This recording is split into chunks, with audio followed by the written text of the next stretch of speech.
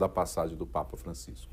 O que vem agora a seguir, depois do sepultamento, 15 a 20 dias depois, é a escolha do novo Papa, né, o conclave da Igreja Católica, que ocorre entre 15 e 20 dias após a morte do Papa. Então, 135 cardeais com menos de 80 anos estão aptos a participar da eleição do novo Papa, sendo 7 brasileiros. Então, o Rogério Costa conversou com o arcebispo de Maceió, Dom Beto Breis, vai nos trazer agora mais informações.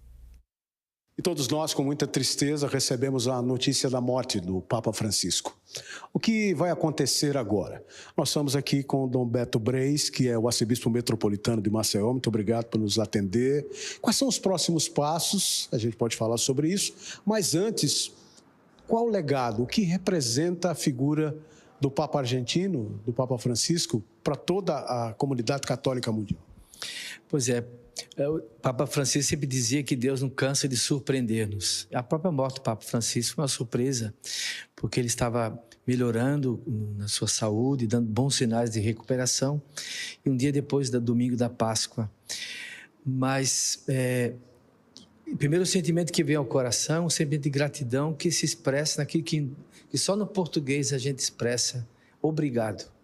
Nas outras línguas não se diz, não se expressa gratidão com uma palavra que estabelece vínculo, obrigação. É uma tarefa de fato continuarmos esse legado do Papa Francisco, que era mestre, podemos dizer assim, mestre em humanidade.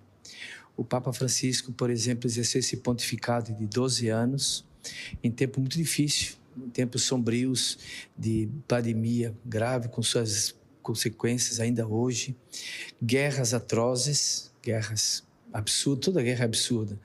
Depois, extremismos, polarizações também dentro da igreja, e sempre com uma voz firme, clara, lúcida, e ao mesmo tempo convidando a igreja a ser uma igreja simples, servidora, e uma humanidade que se curva diante dos que sofrem.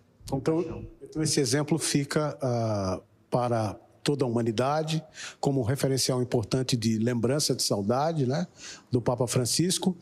Mas, na sua opinião, o que a igreja precisa nesse momento, depois de viver essa experiência com a figura do Papa Francisco? Acho que acolher e aprender com ele, né? O magistério do Papa Francisco, muito fecundo, e com certeza vai repercutir para sempre na caminhada da igreja.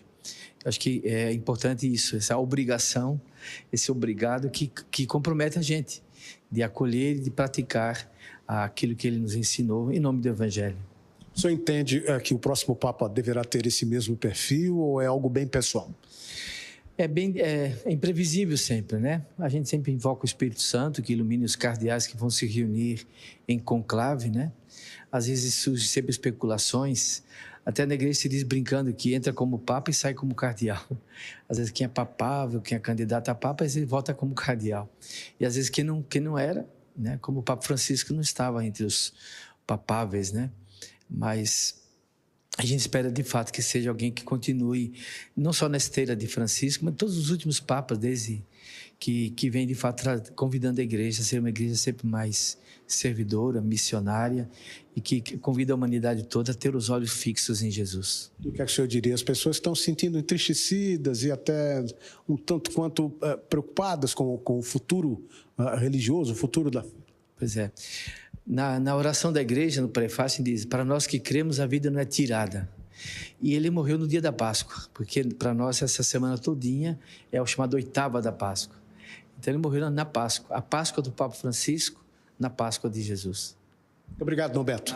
Deus abençoe. Muito grato. Amém. Muito obrigado ao arcebispo metropolitano de Maceió, falando a respeito da notícia mais triste, né, que a gente poderia dar nos últimos tempos, que é a morte do simpaticíssimo, carismático Papa Francisco. Voltamos aos estúdios para a Central Gazeta de Notícias, Rogério Costa.